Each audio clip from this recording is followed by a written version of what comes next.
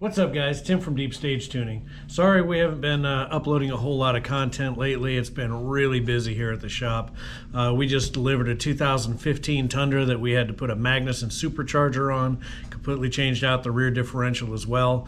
We've got a 5th gen Camaro in here for a cam swap we're still working on. We've also got a 2013 Mustang Roush Stage 3, getting an upgraded performance package, new pulley, injectors, what else? We're doing long tube headers on it. We've also got a 6th gen in here for a converter, had to have it flushed out, just going all about it. The other thing that's really cool right now is we've got a 1955 Chevy Bel Air on the dyno waiting for some tuning. It's got the Holley EFI Live system on it. It's just the Sniper, so it's a 350 small block Chevy. Don't plan on making a whole lot of power, but it is just a really cool car. Full frame off restoration. The interior on it is awesome. Apparently they had to change out some head gaskets and then re-stab the distributor, and that really kind of threw everything off. I don't know if it reset the computer or what, but we've got to verify the timing on it, make sure that it's what it's actually supposed to be, because I've seen these things do some crazy stuff. So go ahead and check out the video. Let us know what you think. Also, heading forward, like, comment, anything. Give us a comment of what you'd like to see on the dyno. I'm sure there's something out there that I'll probably be able to track down.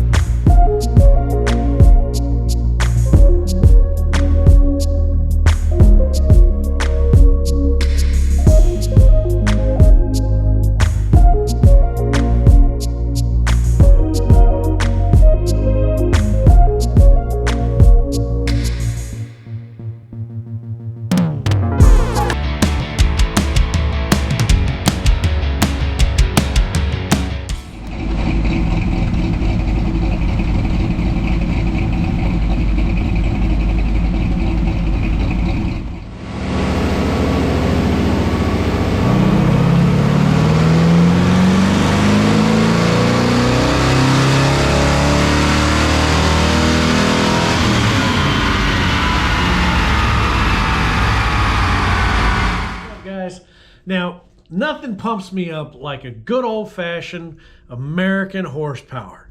Now, this 1955 didn't make gobs and gobs of power, but it sure is a sexy car.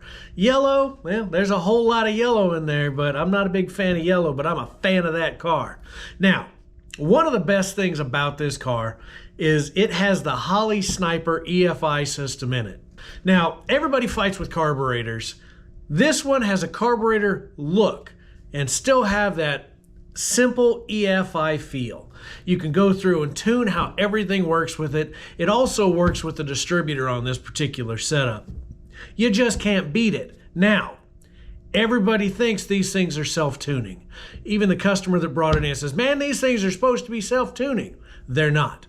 The only thing that's self-tuning on those is your fuel injection, fuel trims. There's a closed loop that it compensates for, and it learns the fuel and how far off the volumetric efficiency is. That's it.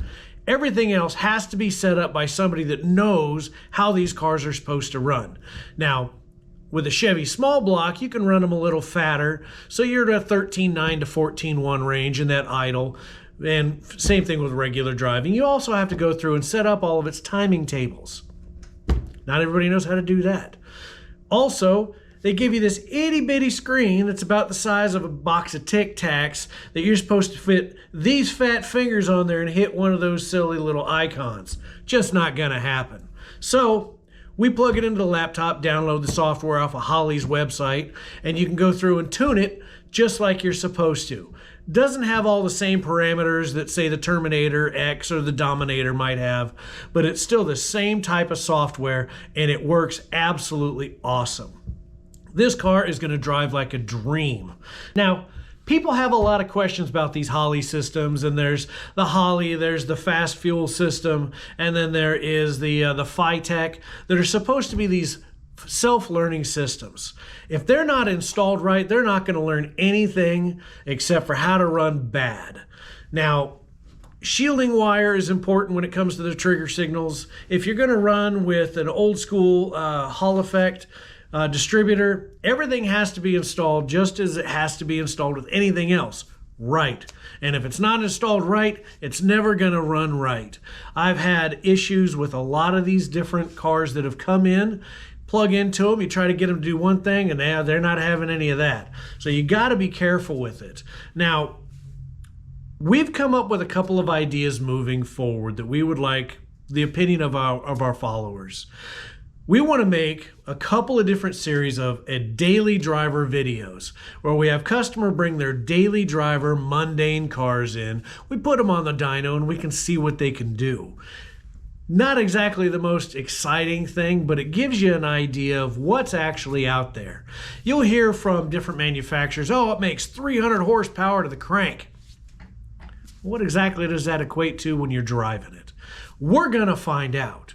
Another thing that we're going to do is we're going to come out with a nostalgia series. We're going to have cars like the mid to late 80 Mustang GTs that came out.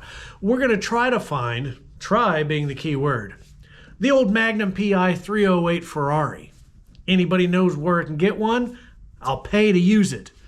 Anything like that you have interest in seeing, we're going to bring in and we're going to put it on the dyno and show everybody what they really made.